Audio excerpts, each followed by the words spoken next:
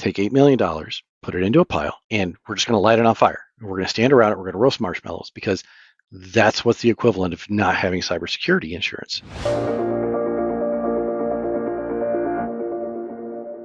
Welcome to the CNL Podcast, where we dive deep into the minds of IT and security professionals to uncover their experiences, challenges, and best practices in today's ever-evolving tech landscape. I'm your host, Sedric Show Up, Show Out Lusant, also known as your cyber expert. And today, I'm thrilled to welcome Trenton Ridgway, Manager of Security and Infrastructure at Anson Industries. Thanks for joining us today, Trenton. How are you doing? Doing well. Thank you for the invite. Oh, that's awesome. I'm glad to have you on the show. I'm super excited to get into some of the topics we have today. For our normal avid listeners, you know this isn't my normal voice, so bear with me as it cracks up on me, but it should hold up for the next 30 minutes. So just to get started for our listeners, Trent, could you tell us a little bit about your background and how you got started in the world of IT security? Sure.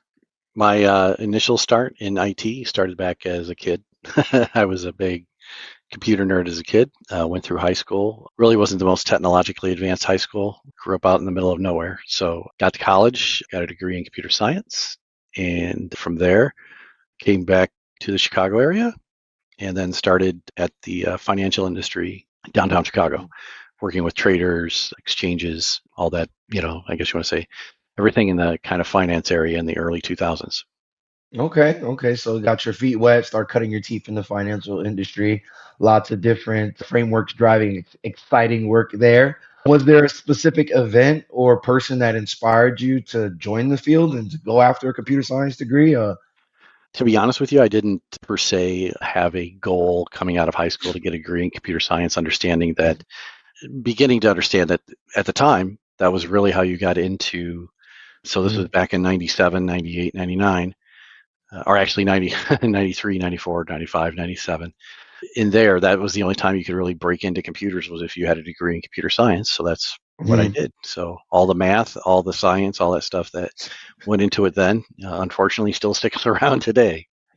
Yeah, it sticks around to a certain extent, but I think a lot of the stuff, as part of some of the curriculums in computer science previously, I think there was that stigma that you had to have a computer science degree to be competent to work in the industry. And I don't know what your take is on this, but my take is you don't need a degree. It definitely helps. It lays the foundation. Definitely can give you that edge when you're going after those executive and managerial positions like how you are in now. But with so much, all the information that's available nowadays and just the changes that have happened throughout the years, that there's a lot of curriculum that's available out there, whether that be through free resources on certain sites or through paid programs that would allow you to be able to get up to speed and get your foot in the door.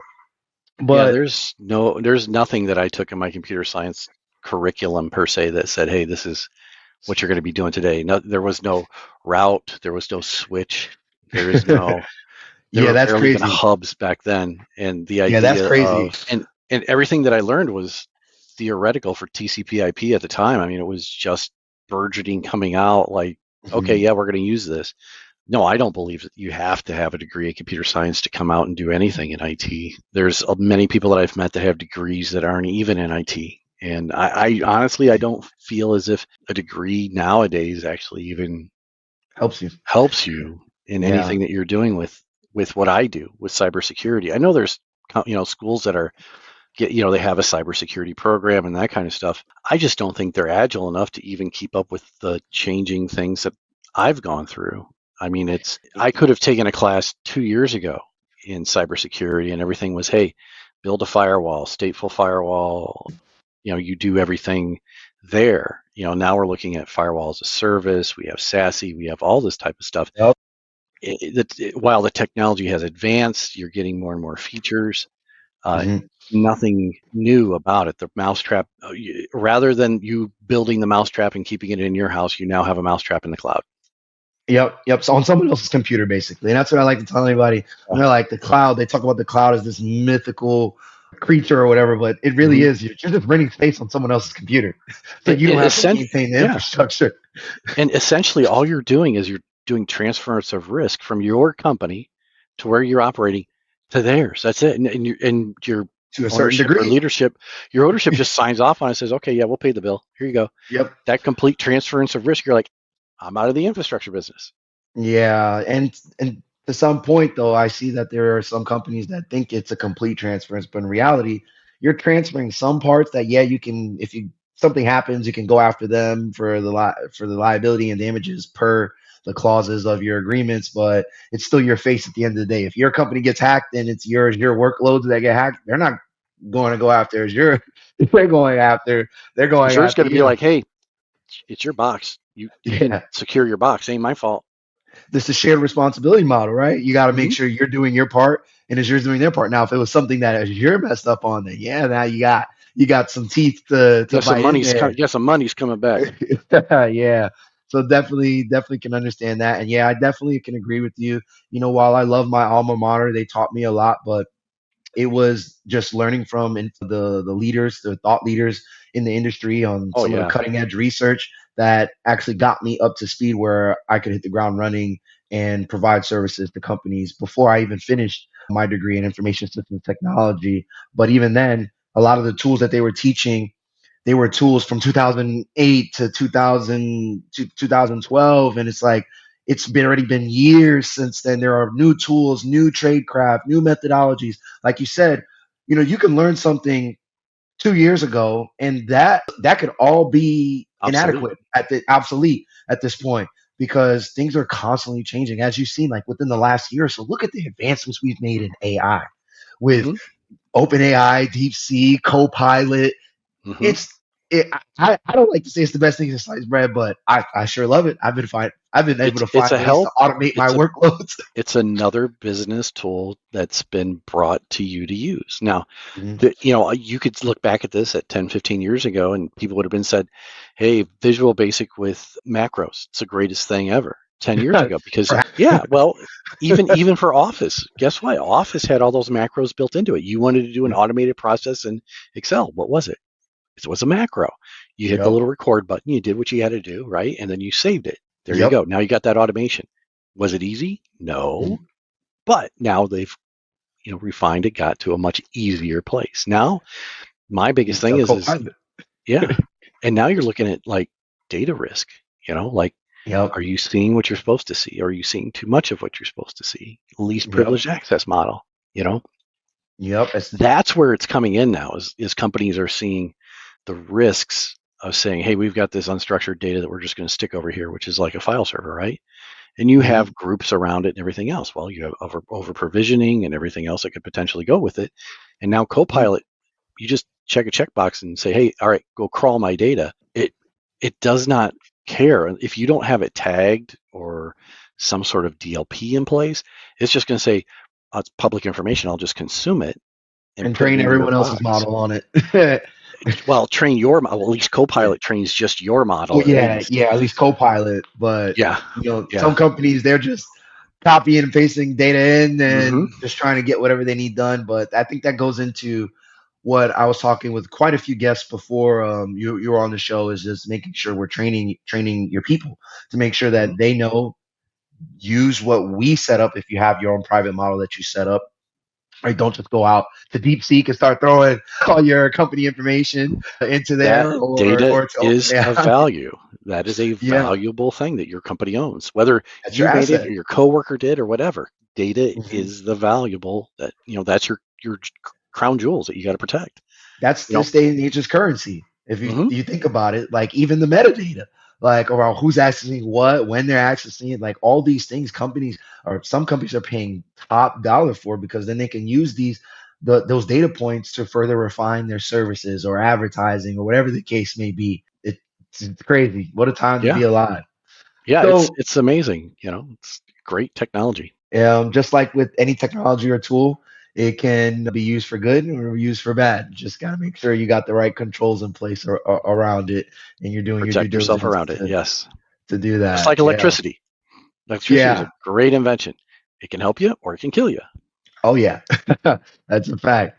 So let's kind of switch gears here a little bit. So you're a manager of infrastructure and security at Anson. Now you started cutting your teeth in the financial industry. So you cut your teeth and you climbed your way up that ladder. What challenges did you face while you were trying to climb that ladder to get to where you are today? A lot of the technology going back to when I started in the financial industry was, we were just starting with multiplexing for fiber. That was brand new technology.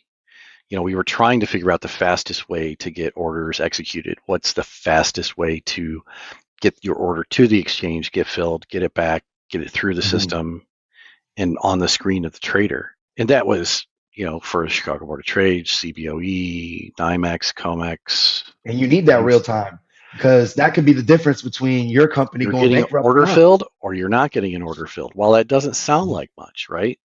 Okay, so you have 1,000 contracts of this. 1,000 contracts is $100 million. Like that's exposure.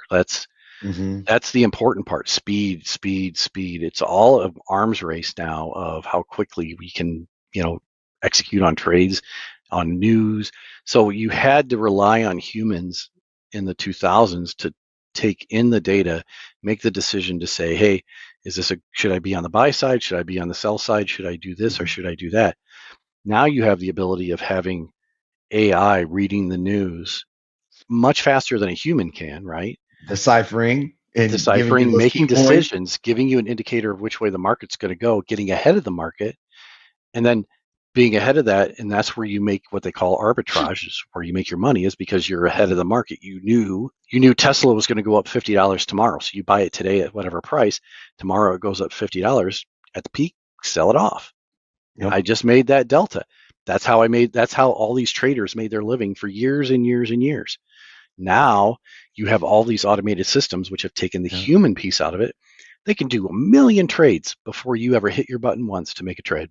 Yep, and that's just mind blowing to me. As coming from someone, I used to do a lot of forex trading myself and crypto trading, and when I saw the application of some of these large language models, immediately that was one of the first things I thought of. I said, someone's going to build a large language model that's going to ingest real time news and be able to help make these trades. Because as when I was trading crypto and forex, I was looking at real world news. Any Mm-hmm. attacks, terrorist events, things along those lines, like things that will Geopolitical drive the impacts, market. everything. Mm-hmm.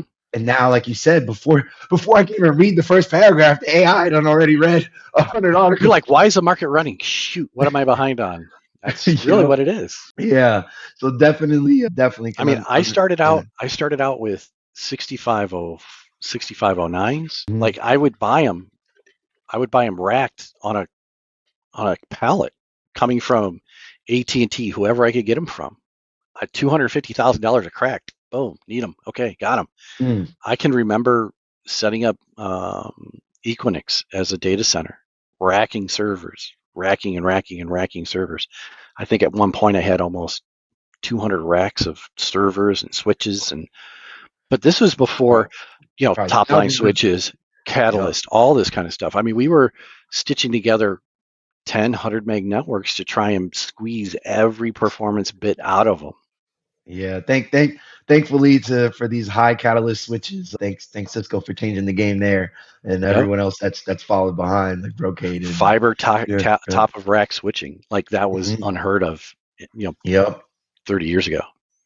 Well, nowadays these data center technicians, they've got their hands full with all the different solutions and components of those servers that come, as Hmm. well as the infrastructure teams in general. Because with the just like with any advancements that you have, there's always new tactics that could be exploited, right? New attack surface. It's always a cat and mouse game, and that's one thing that I've always loved about this field is that you'll never know everything. You're always going to No, continuously learn, and if you feel like you're not learning, then you're either burnt out or you're just not trying to stay up very to date true. with the latest trends in technology because every day something new is coming out. This is the one um, field that you can actually go into and say, I don't do the same thing every day.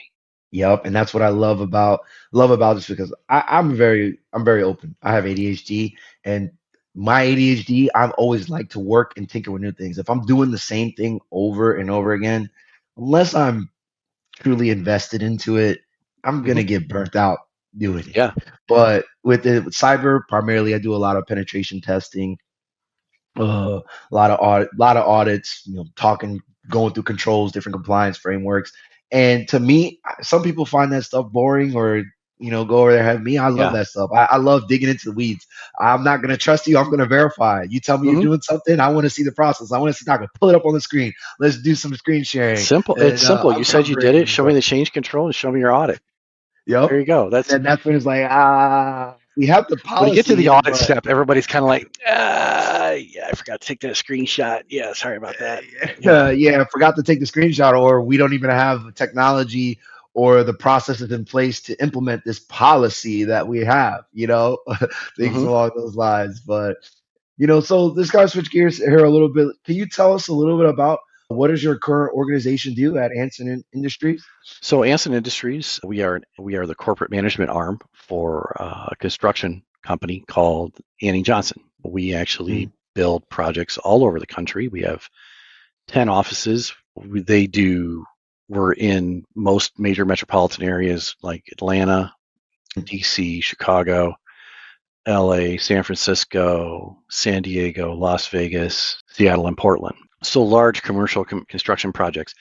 A lot of the projects that we've been doing lately are data centers. We do a lot of what they call hot aisle containment, where we actually essentially build a stack around the hot aisle that, obviously you guys all know, that's a big thing for data centers, and efficiently manage that airflow in those areas. And they Yep. build specifically for that. And we've done projects all over the country with regards to data centers. But we've also built, you guys have probably heard of the Apple spaceship, right? All the Yeah, interior work for that, just to our company circle did. just to circle back, because there's some of our guests that they're just getting into the field. They haven't been in a data center. They're not familiar with Okay. the hot aisle, cold Cold aisles. aisle. Could Right. you expand on that for our listeners? Sure, no problem. So if anybody has an experience with a server, it literally looks like a big pizza box. It's Mhm. a long rectangular box. One end sucks air in, the other end pushes heat and air out the other side. So that's how you keep everything cool. Well, Yep. when you have a lot of these devices pumping a lot of this heat, the electrical Humidity. resistance, creates a lot of heat. So when you're running these things and hammering on them, they produce a lot of heat. Well, there are specific heating or specific cooling methodologies where they have what they call a hot aisle, which is all the exhaust air from all the servers into one area. Now, in a data center, optimally, you have all your servers facing one direction that are sucking cold air in, and they're pushing hot air out on the backside of it. Two hot aisles, essentially, or two racks will continue to push into one hot aisle. You don't want that hot air to mix with the cool air that you're pushing in, because now you're losing the efficiency of cooling on those servers. You're consuming more energy. So the idea being is setting the cold aisle at a certain temperature and then blocking any mixture of that hot aisle air to come back into the cold air. That's what you're trying to avoid, doing hot air and cold aisle isolation. Yep. And your company helps out building all that good stuff and managing all that stuff. So that's hmm awesome. Awesome work. And then you were referring to the Apple spaceship. Yes. So some of the big projects that we've done are like the Apple spaceship, most of the corporate data centers in Palo Alto, California, you name it, we've probably got it, worked on it, kind of thing. Like here in Chicago, there's what they call the Zurich Lego building. We did that one Mhm. where it's two buildings and then there's literally a building laid across the top of it. We did all the interior for that. So we'll do the finishing interior for 50, 60 floors in a high rise kind of thing. The large commercial projects, that kind of stuff. That's what we do. I know it's Mhm. not exciting, it's not fun, but we do over $500 million worth of sales a year into it. That's awesome. That's Yeah. awesome. So, what does a typical day look like for you in your current role? You guys are probably managing a lot of different projects going on all over the country, like you said. So you're like, and like we just said, there's never really the same day that you're having over and over and over again. You're touching different things. But at a high level, could you tell us what does a typical day look like for you in your current Sure. role? Yeah, it's pretty. It can be exciting. It can't be exciting, or just regular day. Any security stuff that comes up for our company, I have to kind of tackle and deal with cybersecurity stuff. That includes cybersecurity insurance, incident management, incident response, investigations. all that kind of stuff Mhm. from the cybersecurity side. But then on the infrastructure side, I manage all the networking equipment. So we use Meraki in our company. So I manage all that stuff, all the wireless access points along with that, all the authentication around that. And then I also Mhm. manage all of the infrastructure as a service in our Azure environment. So I take care of all of that as well, all of the connectivity between point A to point B, between the Mhm. firewalls, our Palo Alto firewalls. So it's from soup to nuts. Whatever happens in a day, I have to sometimes take care of. Some stuff I have to work at night on because can't do it during the day.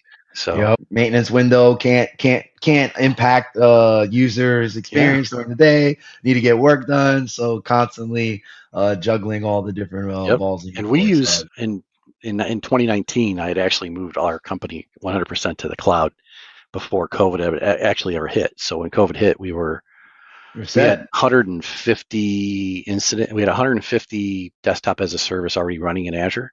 So when the order came that everybody was to just work at home or off and on kind of thing, we had no productivity impact or whatever because we had already moved our infrastructure up there. We had moved all of our desktop as a service up there, and that's how we operated, and we still operate that way right now.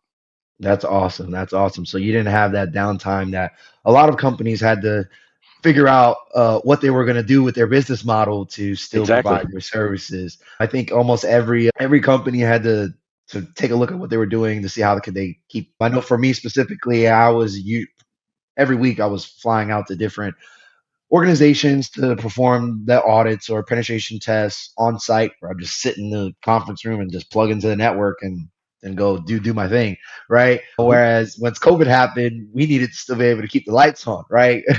Keep the business going. Where now we're shipping out devices, we're sending over pre-imaged OVAs, Zero touch right tools. deployments. Yeah, it really opened our eyes to like, hey, the hundreds of thousands of dollars we've been burning in travel, we really don't need to anymore. But there is that balance, right? Because Yeah.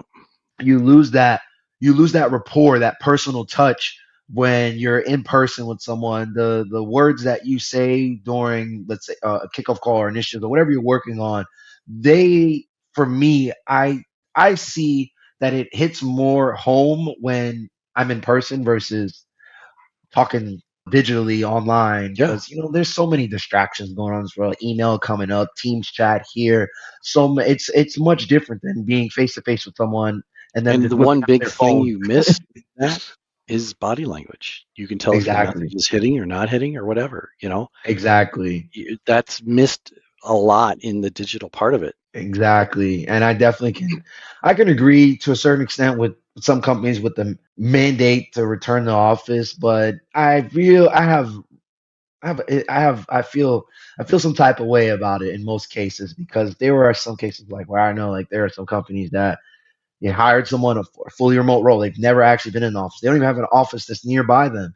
But now they're basically telling the employee, well, we're doing 100% return to office, no remote employees. Our nearest office is 3 states over. We need you Figure to it move out. 3 states. You need to figure it out. We move, and we're not Mhm. offering any relocations. There's none of that, and we're not guarantee you that you're not going to get cut after you uproot your life and move all the way over here. Our CEO Yeah, had a very good perspective on it. Is like, yeah, we're expecting our guys, our other hmm, employees, fellow employees, to go yep, and show up at the job site. They can't work from home, so why would we yeah, expect that we should be able to not be able to be in the office when we expect them to be there?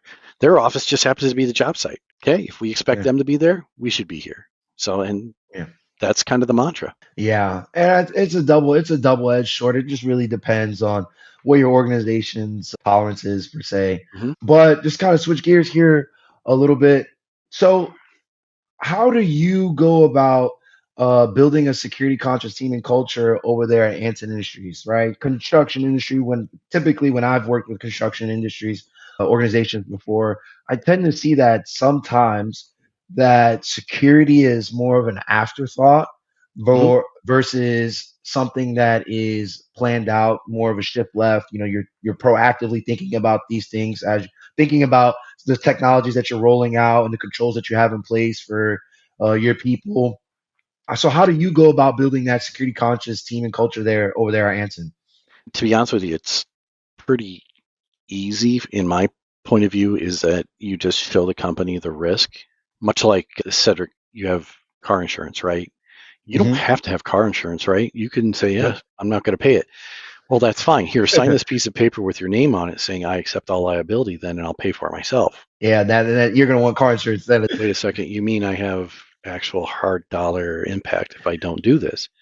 Pretty much, yeah. Yep. So this will be in the way I explain it is for most companies, or for people that I just talked to in general. I was like, the reason you have cybersecurity insurance is because you have what I call a retainer that you will pay like a deductible out of your pocket no matter what. You can Hmm. do $25,000. You can do $250,000. You can have $500,000. Whatever your appetite for risk is. Okay, whatever you're willing to pay out of pocket. Okay, fine. Put that money over to the side, and when something happens, just light it on fire. Just because that's what's going to happen. You're going to burn through that money. Now, without And then cyber some. insurance, well, yeah. So without cyber insurance, usually most what they say predictably with a $500 million company is about somewhere between a $4 to $8 million range of what it's going to cost your business to be interrupted for a ransomware, cybersecurity event, whatever it is, on a large scale. In other words, ownership.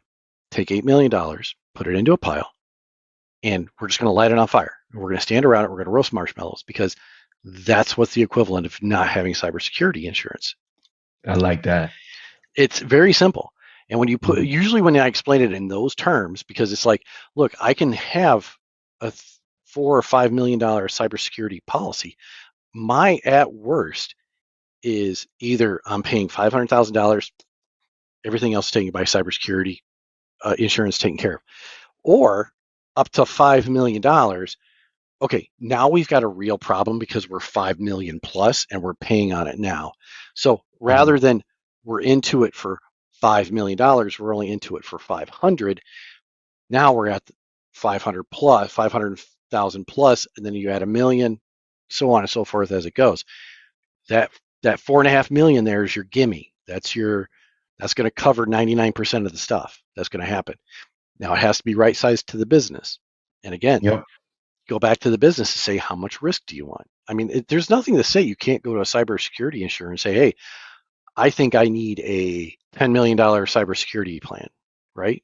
For They're insurance. gonna say, okay, well, why do you need that? And they're willing to give you whatever you want, but are you willing to pay the premiums that are attached to that? And those Correct. premiums will also now be dictated as we see when cyber insurance first came out.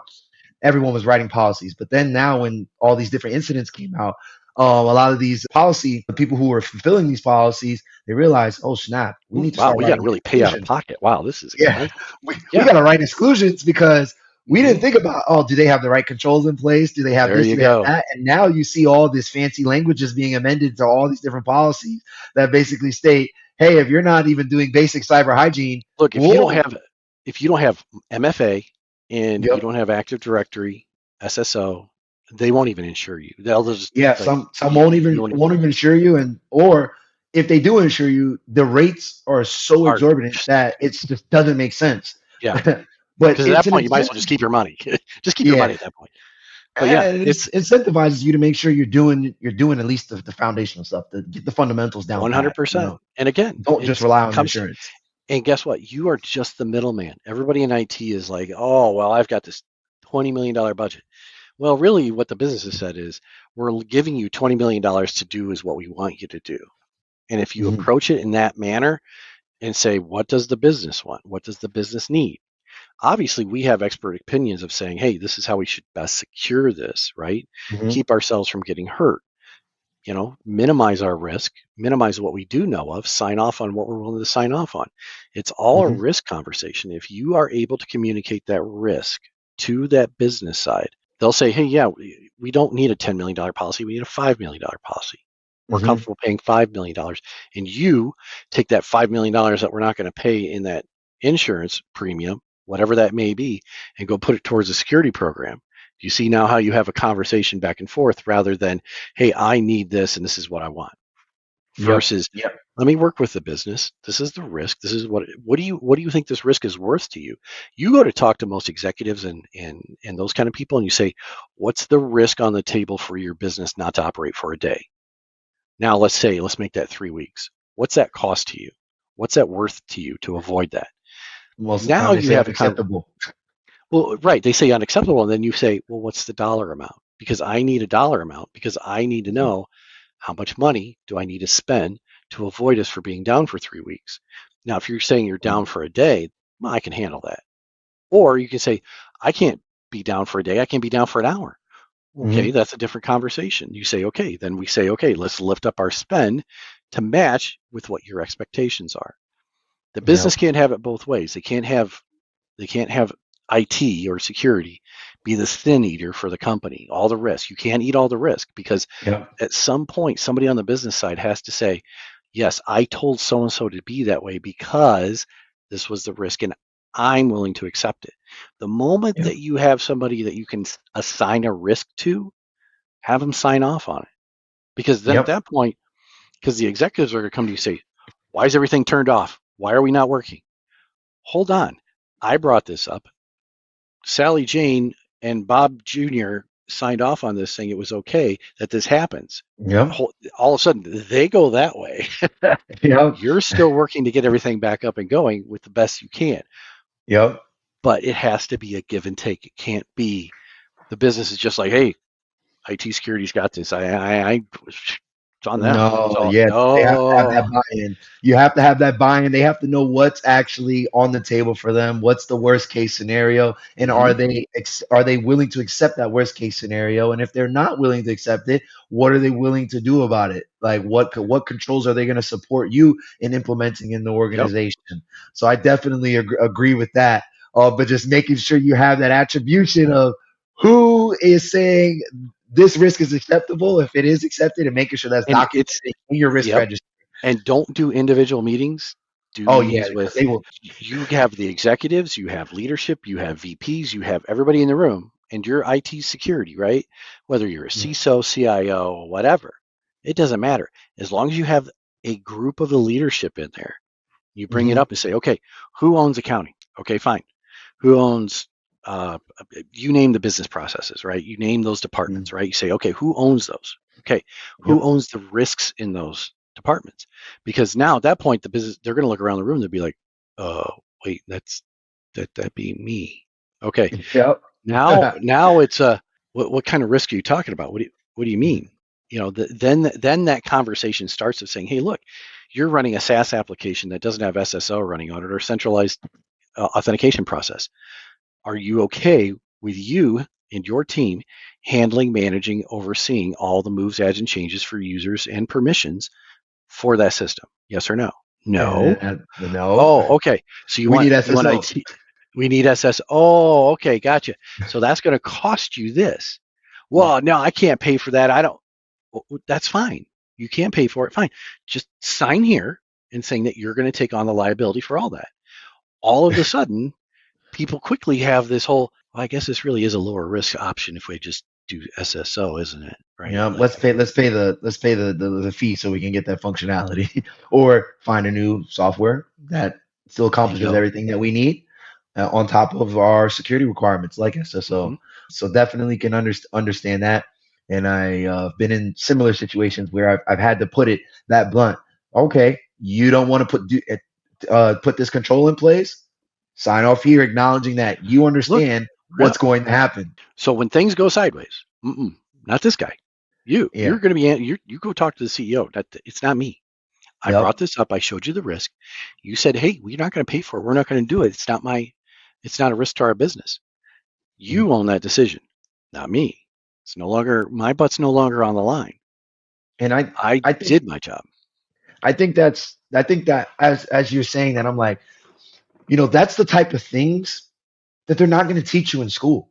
You're Oh not going God, to no, learn that. You're not going to learn that. no. You're not going to learn that unless like you have a mentor who is coaching you on these things, or you're picking up from someone else who is Hmm. in that position. And just after you've just been in the weeds for so long and working together with different people in the industry on these different initiatives, when you finally run into a situation like that, while we're on that, talking about that, what do you think are the most important skills for professional in this space, specifically cybersecurity, to develop? Honestly, the skills is the ability to learn. It has nothing to do with Hmm. technical skills. Really, honestly, Yep, the willingness to learn. yeah, the look, I did the CCNA, I did the CCNP, I just finished my CISSP. Granted, the fundamentals of networking are in there. You're going to know Hmm. those, understand them, live them, learn them. They're Hmm. still in application today. But in general, getting a CCIE does not mean like you are the end all be all to networking, because if you're not applying those principles and in a secure manner, what good does it do you? And and Exactly. and Counterproductive, even actually. if you had a CCIE, it expires in 3 years. And if you don't keep learning, if you don't keep it up, it falls off. Well, then it didn't do you any good. Yep. But you're hiring for the potential for somebody to learn, because Hmm. what I did 7, 8, 9, 10 years ago when I first got here 10 years ago, I had VMware, I had on-prem storage, I had 8 SQL servers, I had 8 file servers, I had storage arrays, I had everything on premise. Now here's the crazy part. When I actually went through and numerically counted the amount of what we were spending for having 8 different data centers, $2.5 million. Cloud is definitely a great alternative at that point. And even if your Well, computing costs are that much, you can at least do a commit and maybe get some well, here's discount. the thing. Here's the thing. To go to Azure and collapse my infrastructure, I went from a potential $2.5 million spend for 5 years down to a $1 million spend for 5 years going to Azure. That's amazing. Right. That's But again, amazing. nobody taught me that in college. I didn't have a mentor Yep. to sit there and figure it out. It was, well, what does this really cost us? What does this do? I guarantee Hmm. that if you were to go into any IT business or IT anywhere, it doesn't matter the business, go in there and just say, okay, well, how much is it costing us to do X? What does it cost us to do Y? Bring that to the business to say, do you want to keep doing X for 5 years, or do you want to do Y for 5 years? If you can show Hmm. cost savings, efficiencies, or for the same spend, you get a lot more bang for your buck, the business will always come back and say, well, what's cheaper? What can we get more bang for our buck? Yep. That's what makes you a valuable asset to your company, along Yep. with the learning part of it. Like, The like I learning and couldn't just applying. yeah, I couldn't just rely on what I've learned in the financial industry for that. That applied there, low latency trading. I was doing kernel hacking. I was doing all sorts of stuff that Hmm. didn't necessarily Yeah. relate to here, but the investigation, the due diligence, the ability to teach myself to have to learn new technologies is still applicable today. Yep. If you're willing Yep. to learn, you are a valuable employee. If you aren't willing to learn, you are dead fast and running an AS400 in a non-compiled mode, you're not very Uh, hireable. You're not very desirable to be hired. That's yeah. what it comes down to. Yeah. And I can definitely agree with that sentiment because as a hiring manager myself, I've interviewed hundreds of candidates and I've had to let go candidates after we brought them on board because we saw that them and that maybe that first interview that they didn't have that lack for continuing education or that passion. Because one, if you don't have the passion for this field, again, or for Mm-hmm. whatever specific discipline that you like if you're a network guy, you like networking, then if you're not passionate about networking, you're not going to keep up with all the new routing protocols that are Mm-hmm. coming out that could help your company out with low latency and things along those lines. Or if you're a penetration tester, if you don't have a passion for it, you're not going to keep up with all the latest exploits and things that are coming out every single day that you can then take and apply and bring value to the organizations that you are performing these services for. Like how we were saying at the beginning of the podcast, the things that you've learned years ago may not actually be applicable to today's current age. What you learned yesterday could get thrown out the window the next day. So you always got to continuously learn and have that passion. And I definitely can agree with you on that. And while we're on that, with continuously learning, how how do you stay up to date and continuously learn? Because you're juggling all these different fires, you're all these different projects, things coming up, tickets coming up from users, different people hitting up an email, doing just trying to get the day job done. And then on top of that, I know a lot of professionals are struggling to have the time to do continuing professional education during their normal work hours. So I want to get your take on that, and how are you staying up to date with all the latest trends in technology? To me, I maximize my downtime when I'm not. Mhm. I'm a father of 4, so I'm busy, busy, busy at home. So I hear in you. the car, I listen to podcasts, but don't listen to them at like 1x. Challenge yourself. Listen to them at like Mhm. 1.5, Mhm. 1.7 to really You have to pay attention to what they're saying to try and digest that information. But I'm a now, 1.5 2.0 sometimes, depending on how I'm yeah, feeling. but that's the thing is you have to find the time, and when you do have the time, challenge yourself to get as much in as possible. Like for me, my resources are CISA, CyberWire. Wire, yo, CyberWire is awesome. N2K believe Networks, it. which is CyberWire as well. I go to conferences here in Chicago. I'm blessed that we have a great, area or a thing here in Chicago with Mhm. conferences. Just go to conferences to learn, to hear what the battles that other people are fighting. And if you can learn from their battles and their mistakes and you don't make them, you look like a hero here.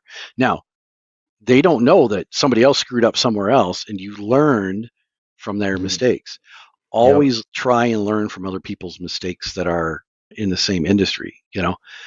Look, yep, there is not a single networking firewall guy or infrastructure guy that is not taken in production down. I don't care where you work or whatever it is. They may not admit it ever, but I guarantee you, this guy did it in it multiple, happens. in network, in firewalls, and in infrastructure. Something stupid, something somewhere where you just, oh, what? Oh, no. All it And takes is then one fat finger. You fat finger one one fat default finger, route, one default route, one default gateway. that data center just evaporated. Why? What the heck just happened? Oh, I've got it out. But here, you learn the most. And that's one of the big things I also say is you only learn from failure. You don't learn from success. Yep, yep. You It's follow in the those. instructions and you put that desk together. Great, wonderful. Now, Yep, if none of the holes lined up on that and you had to figure out a way around it, now you learn something. Don't buy yep, that product, or hey, if you're going to do that project, you got to do this, this, this, and this.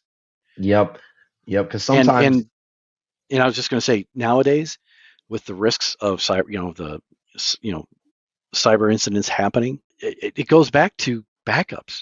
If you have your backup process documented, if you have your backup process confirmed, if mhm, you have immutable backups, if you have the two key backup system where, hey, Sedric, I need you to change a policy. I'm going to make the change. You're going to turn the key and say, yes, that policy is good.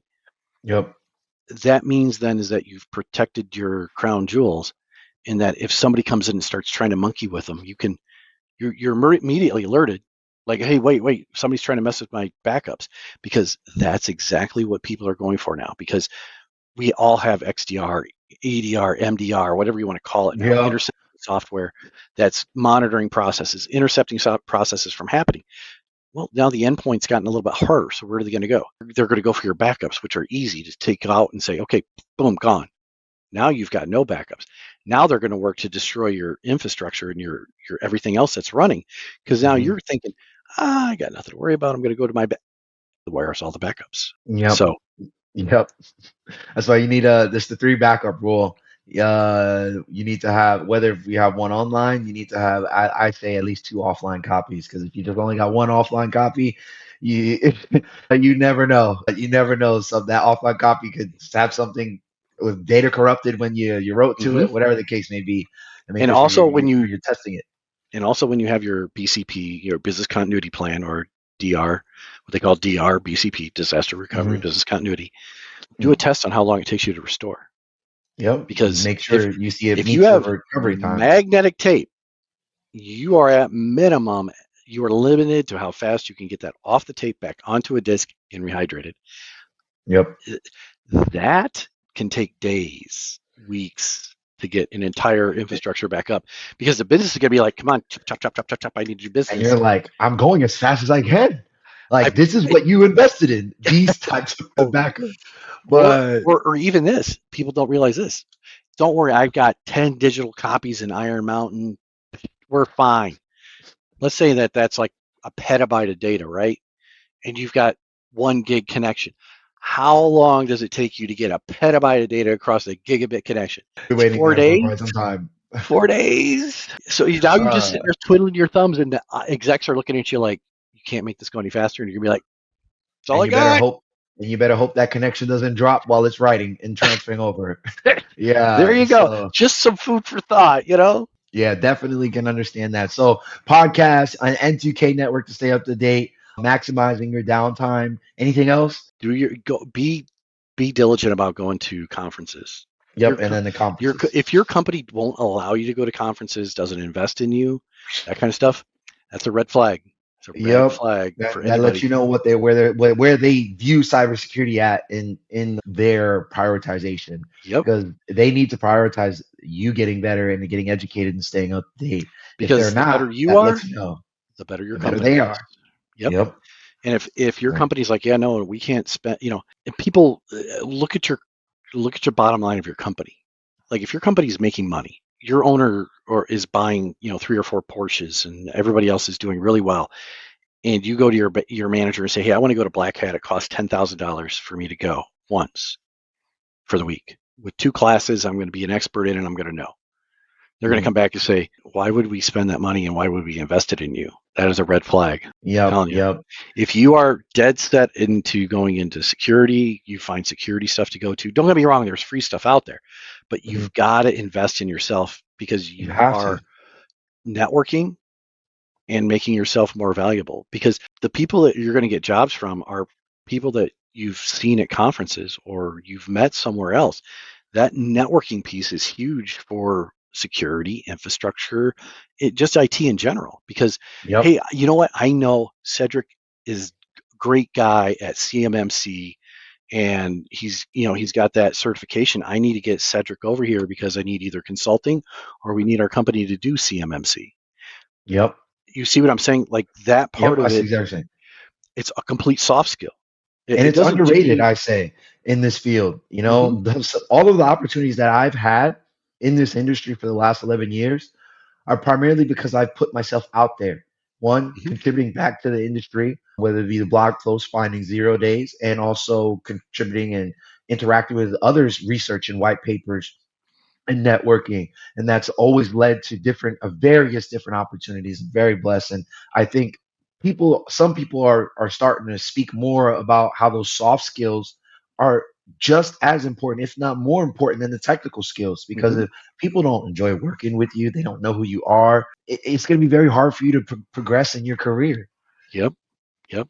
And don't think that, I would love, I mean, I would love to sit down and talk, shop with you, Cedric, for days and days to say, wow, that's awesome. That's information, and you would probably say, Mhm. yeah, well, wow, that's really cool information you've got. Realizes that, you think you're going to interact with somebody for this much, right? You have an hour. Mhm. You technically may only get 20 minutes of information from him and 20-minute Mhm. information from you.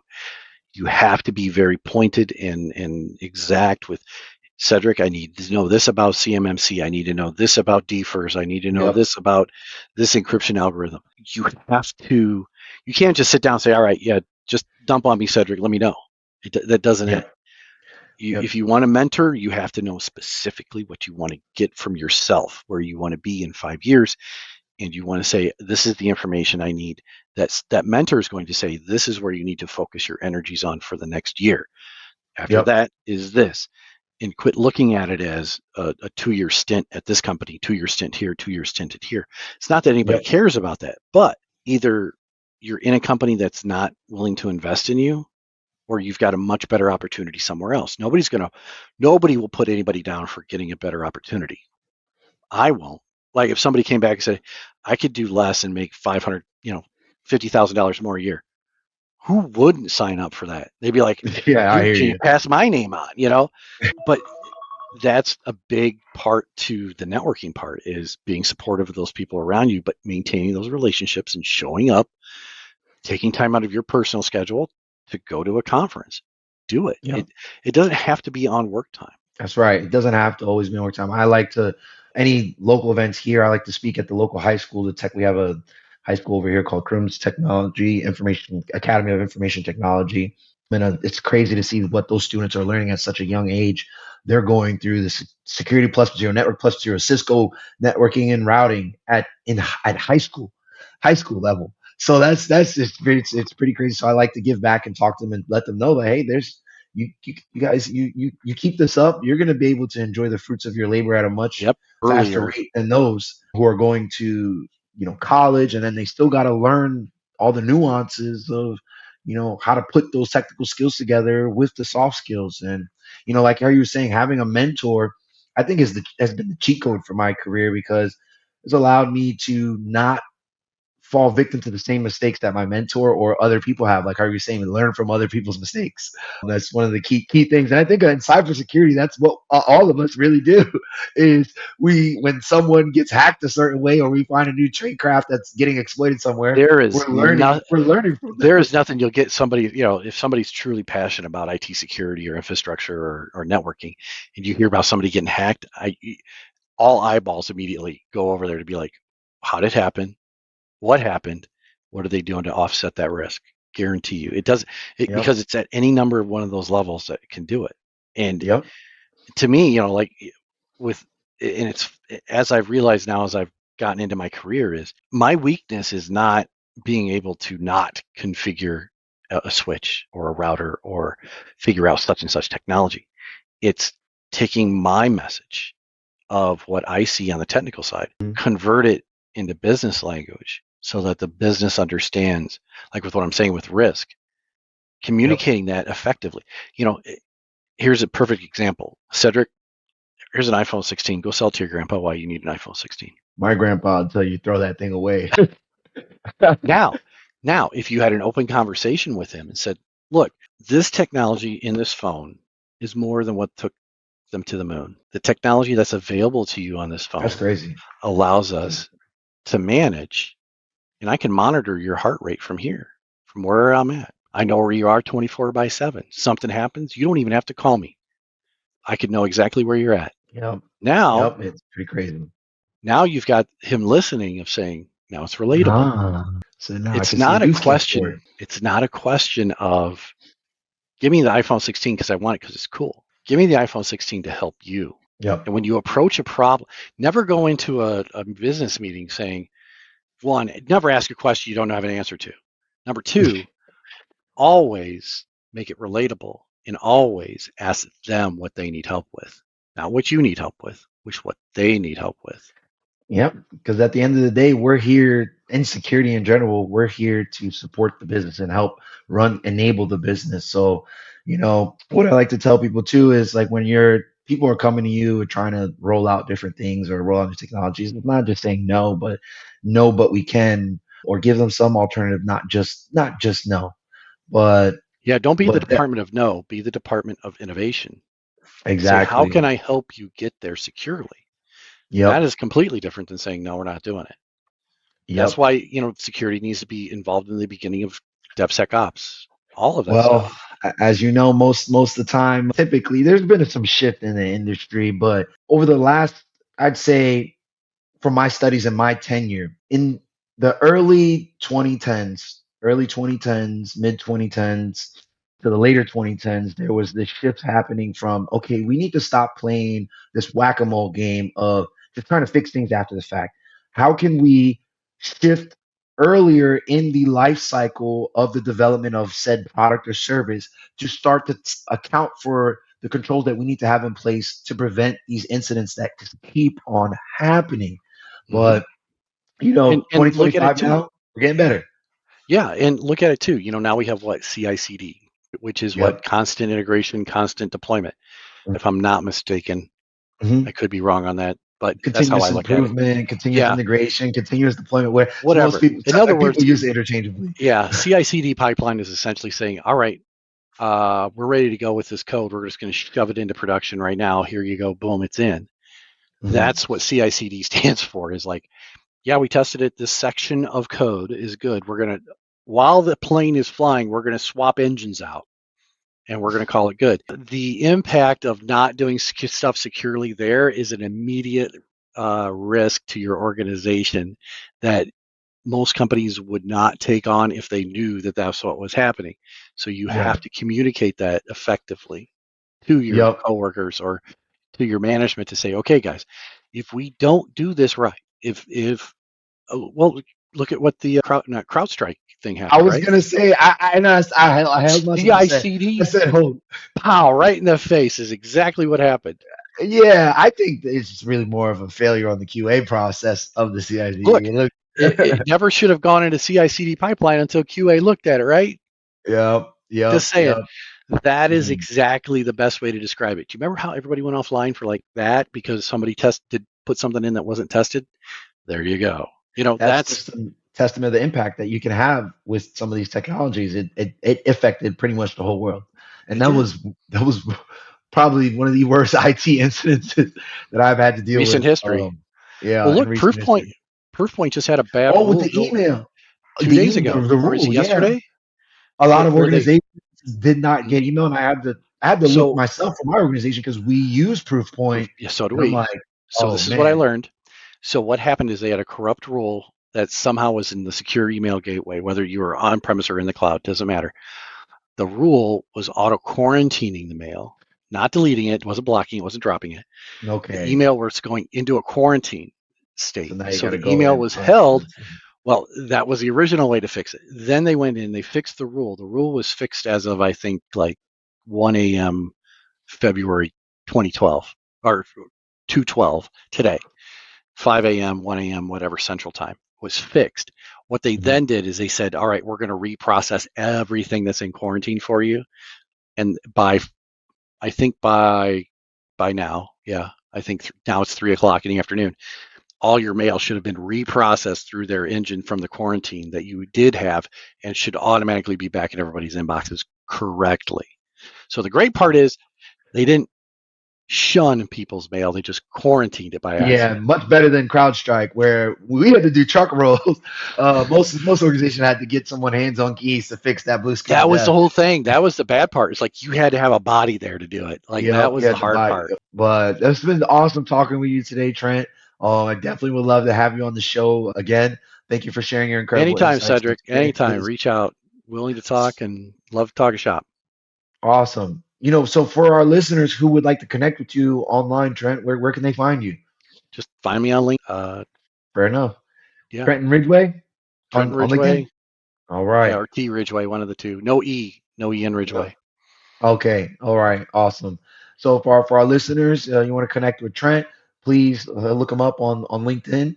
Or hit For Cedric our up. yep. Me too. If you're not following me, yeah, go ahead and follow me. But just for clarification, I'll probably cut this part out because I fumble my words sometimes. But that's why I love this app descript. I might just keep That's this in great. there anyway. But don't forget to subscribe to our podcast wherever you're at listening to this right now, whether it be the audio version on Apple Podcasts, Spotify, YouTube, whatever you name it. Like and subscribe for more conversations with IT and security leaders like Trenton. Until next time, stay safe, stay secure.